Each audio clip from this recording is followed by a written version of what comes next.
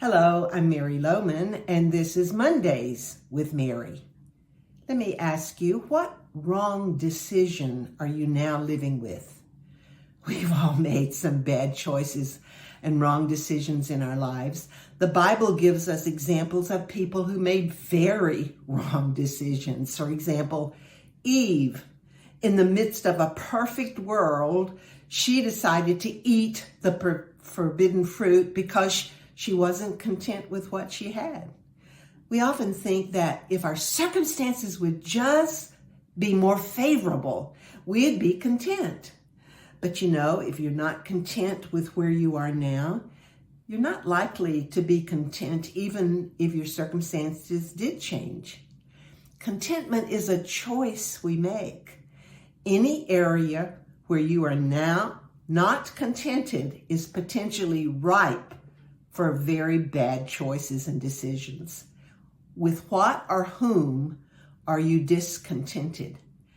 Your job, your looks, your mate, your lack of a mate, your children?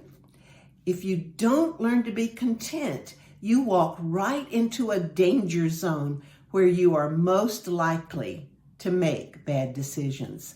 Sarah made some bad decisions, right? She thought God didn't know about her biological clock. So she had Abraham birth a son by her maid, Hagar, so that she could have the son God had promised her. But then when Hagar gave birth to Ishmael, Sarah became extremely jealous and made another bad decision. She had Hagar and Ishmael banished. And that began an enmity that's caused so much harm in the world ever since. Her first decision was wrong because she tried to do God's job. Her second decision was based on jealousy and emotions. Both were very bad decisions. When you run ahead of God, you always make bad decisions.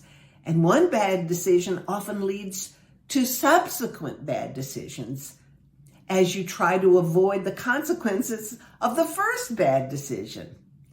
Many times you simply have to live with your bad decisions, your poor choices.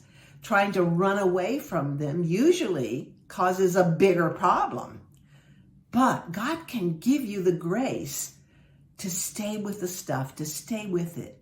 Sarah needed to live with Hagar and Ishmael. That might have been uncomfortable at times. I'm sure it was. But it would have been a whole lot better than what she did.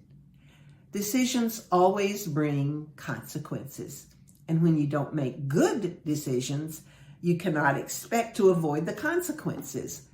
But you can still live above the consequences and know God's blessings on your life. So are you now living with the consequences of some wrong decisions, wrong choices? If so, what do you do now? First, own up to your wrong decisions. Don't live in denial. Don't keep shifting blame. Don't make up excuses.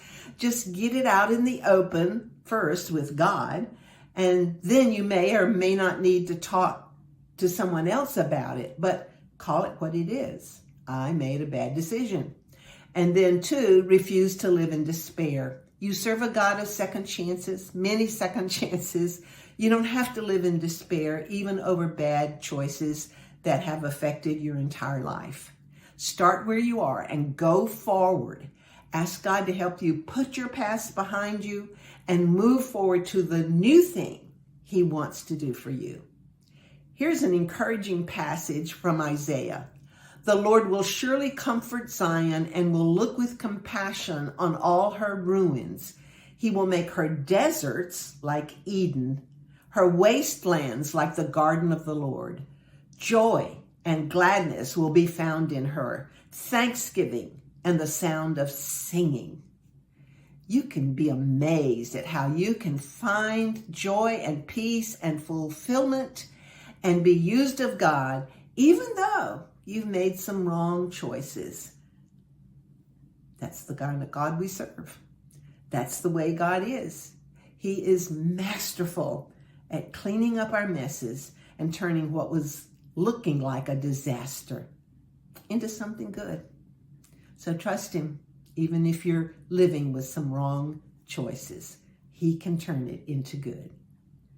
Have a great day.